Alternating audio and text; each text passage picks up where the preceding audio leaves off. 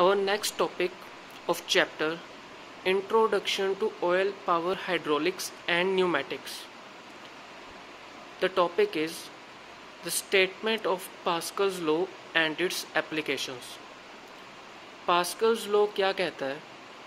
Pressure और intensity of pressure at a point in a fluid at rest is the same in all directions. एक fluid है वो rest position पे है, उसके ऊपर जब कोई प्रेशर लगेगा, जितना आप प्रेशर लगाओगे मींस इंटेंसिटी ऑफ प्रेशर किसी पॉइंट के ऊपर फ्लूइड पे किसी पॉइंट पे वो सेम होगा। जो प्रेशर आप लगा रहे हो वो सेम होगा और वो जो प्रेशर आप लगा रहे हो फ्लूइड पे वो सेम होगा इन ऑल डायरेक्शंस। उसको हम बोलते हैं पास्कल्स लॉ। प्रेशर और intensity of pressure at a point in a fluid at rest is same in all directions, that is Pascal's law।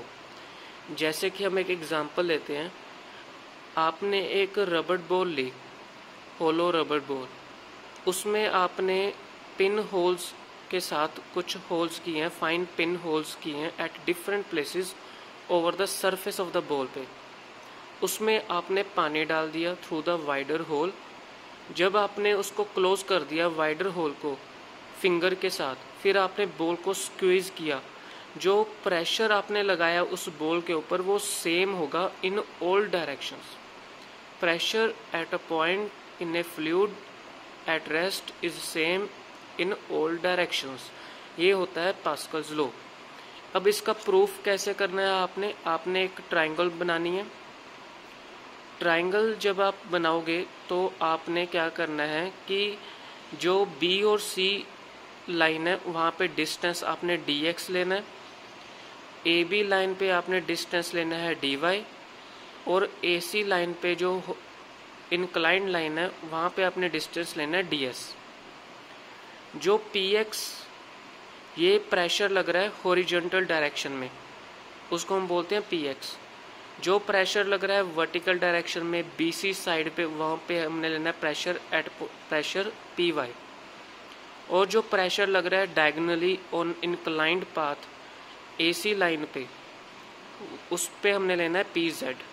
इसके कंपोनेंट्स बनाए हमने डायगोनल वाले फोर्स के, pz cos theta in the this direction and in the lower direction pz sin theta, this is angle theta.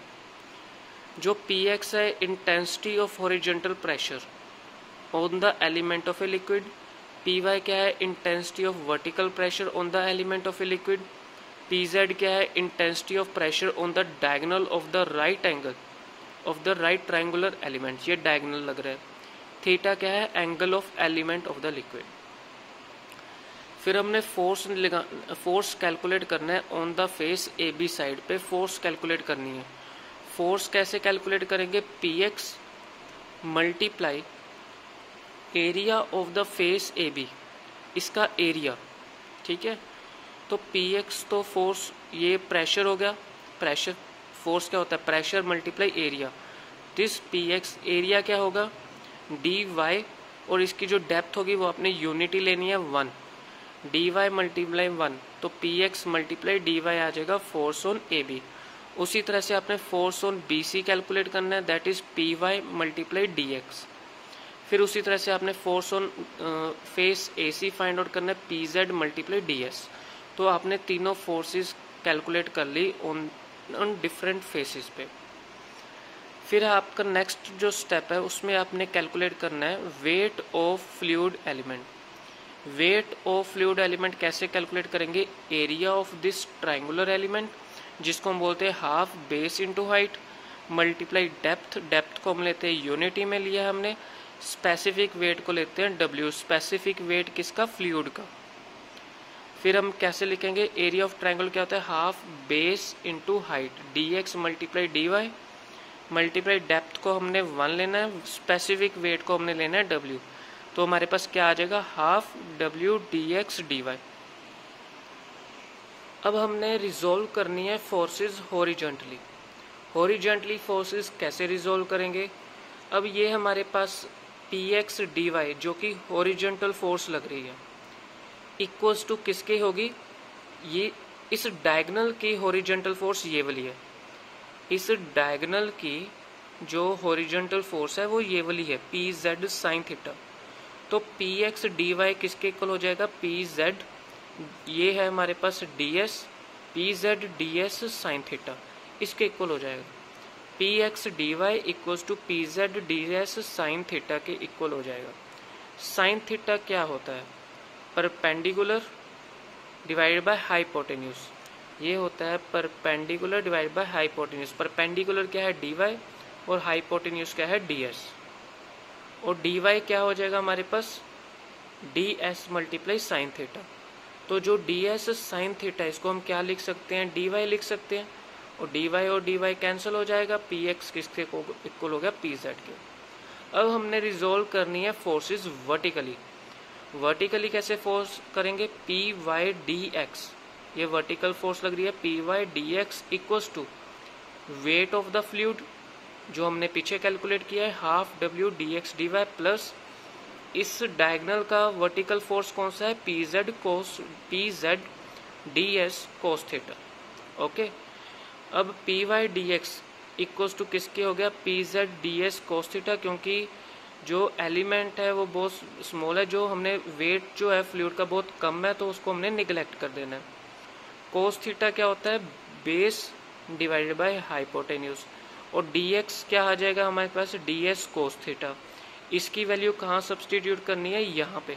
D S cos theta को हम क्या लिख सकते हैं, डी एक्स और डी एक्स कैंसिल हो जाएगा, तो पी वाई किसके इक्वल हो गया, पी जेड। अब पास्कल्स लॉ की डेफिनेशन के मुताबिक p x p y p z तीनों इक्वल हो गए हैं। तो जो डेफिनेशन है वो क्या कहती है, प्रेशर और intensity of pressure on the fluid at rest is same in all directions. तो ये हमारे पास था पास्कल्स लॉ और उसका प्रूफ। अब हमारे पास है एप्लीकेशंस ऑफ पास्कल्स लॉ। पहली एप्लीकेशन कहाँ पे यूज होती है, हाइड्रोलिक लिफ्ट पे। हाइड्रोलिक लिफ्ट में पास्कल्स लॉ अप्लाई होता है। ये बहुत ही इंपॉर्टेंट एप्लीकेशन है पास्कल्स लॉ की, जो किस लिए यूज की जाती है, to lift the heavy loads. Heavy loads को लिफ्ट करने के लिए या किसी भी ऑब्जेक्ट को लिफ्ट करने के लिए, such as vehicles at service station. ठीक है, तो ये होता है हाइड्रोलिक लिफ्ट। फिर उसके बाद आता है हाइड्रोलिक ब्रेक। जब ड्राइवर व्हीकल पे प्रेशर पुट करता है on the brake pedal, brake लगाता है, जब उसका जो लीवर सिस्टम होता है वो पिस्टन को मूव करता है in the master cylinder containing brake fluid.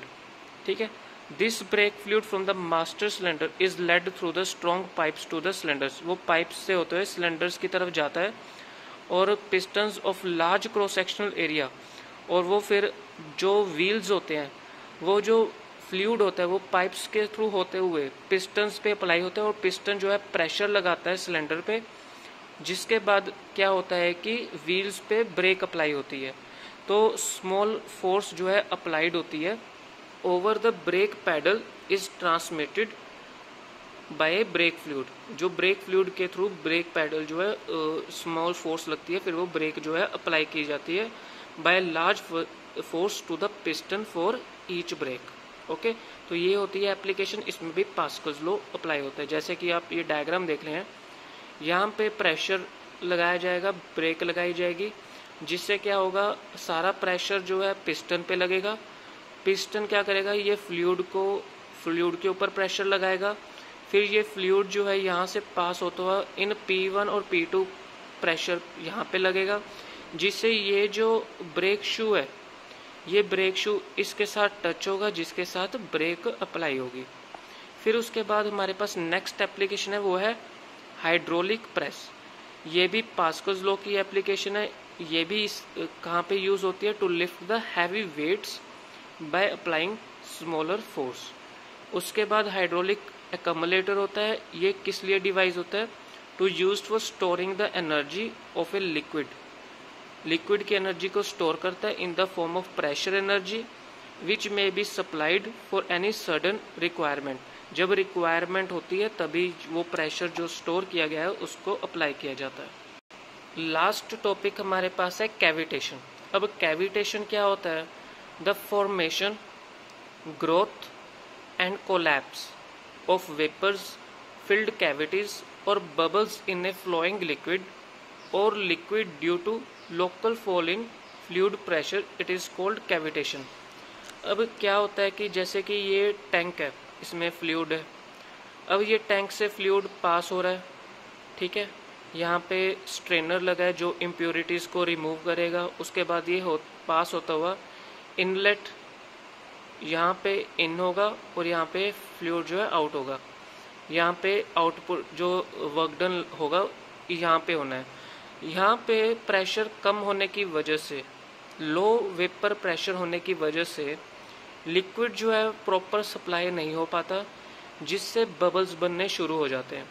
उससे क्या होता है कि यहाँ पे जो इनलेट वॉल्व होता है यहाँ पे कैविटेशन होनी शुरू हो जाती है।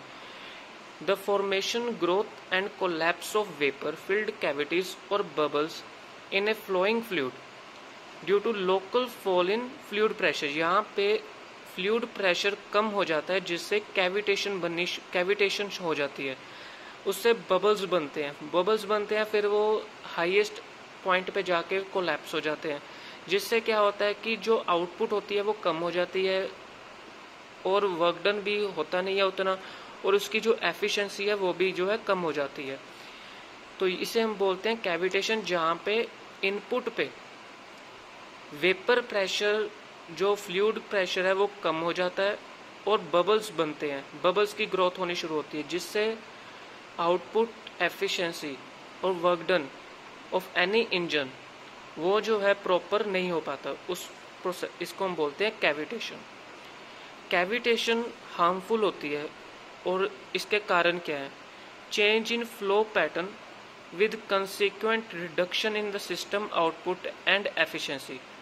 अब इससे क्या होता है कि अगर कैविटेशन प्रोसेस होगा, उससे क्या होगा कि आउटपुट और एफिशिएंसी किसी भी इंजन की वो कम हो जाएगी। Pitting and erosion of metal parts, उससे क्या होगा कि जितने भी मेटल के पार्ट्स हैं, इंजन के जितने भी पार्ट्स हैं, धीरे धीरे वो खराब होने शुरू हो जाएंगे, जंग लगनी शुरू हो जाएगी, मेल्ट होना शुरू हो जाएंगे, ठीक है। Knocking, vibrations and noise in machine, उससे क्या होगा कि वाइब्रेशंस प्रोड्यूस होंगी, आवाज़ें आनी शुरू हो जाएंगी मशीन में। तो ये कारण हो जाते हैं कि जब कैविटेशन हार्मफुल हो जाता है, उसका कारण क्या बनते हैं। इसको अवॉइड कैसे किया जा सकता है? It is possible to reduce the cavitation by selecting materials. ऐसे मटेरियल्स आप सिलेक्ट करिए जो रेजिस्ट करें कैविटेशन इफेक्ट को, जैसे कि कास्ट स्टील जो मटेरियल होता है वो बेटर होता है कास्ट आयरन से, एंड स्टेनलेस स्टील और alloy is still better than the cast steel. The cavitation effect can be reduced, अगर आप वहाँ पे पॉलिशिंग करें सरफेस के ऊपर तब भी कैविटेशन को कम किया जा सकता है। कैविटेशन फ्री रनर में be design to fulfil the given conditions with extensive research.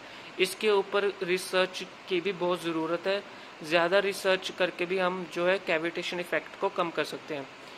इसको अवॉइड कैसे किया जा सकता है? Bye selecting a runner of proper specific speed for given head, मतलब जो यहाँ से फ्लूइड पास होगा, इसका जो स्पेसिफिक जो प्रॉपर रनर होता है वो इस तरह का होना चाहिए कि फ्लूइड के प्रेशर को कम ना होने दे और प्रॉपर स्पीड के साथ वो फ्लूइड जो है आगे पास हो सके। इससे भी हम कैविटेशन इफेक्ट को जो है कम कर सकते हैं। Thank you.